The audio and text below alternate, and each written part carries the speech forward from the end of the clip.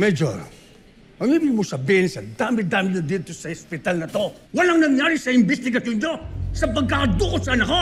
Hindi naman sa ganoon, Mayor. Meron tayong lead na sinusundan. Yung strychnine. Ano? Yung laso na ginamit? Yes po, Mayor. Huwag po kayo mag-alala. Pasensya na po kayo. Pero magtiwala kayo sa amin.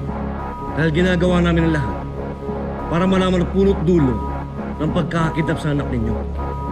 Basta siguraduhin mo sa akin na may pakikita tayo sa tao bago man lang mag-eleksyon. Pwede? Yes po, Mayor.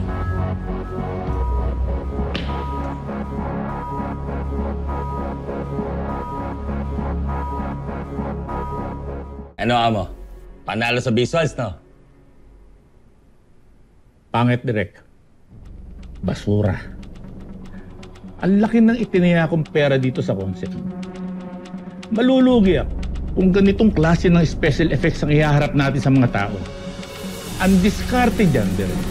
Dapat hindi makita ng mga tao na pelikula lang yung pinapanood nila. Naintindihan mo ba yung sinasabi ko? Oh. Sige na, sige na.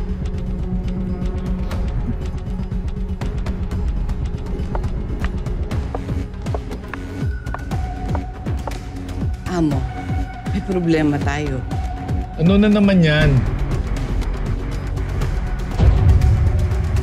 Yan naman itong actor producer na naniling sa robbery sa Tita for ransom. Puro tungkol sa kaperahan ng kaso, tatakbo kaya siguro. Kaya kailangan ng malaking budget. Ika-cancel ko na yung invite mo sa Liga bukas. Magsiset na lang ako ng press conference. Ha? Bakit? Amo, kailangan na natin itong i-address.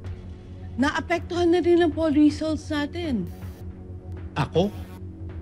Si Victor Santiago maaapektuhan ng isang blind item? I know it sounds ridiculous, Amo.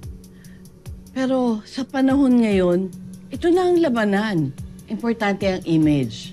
Lalong-lalo na dyan sa social media. Wala akong pake. Tutuloy ako sa liga ng basketball.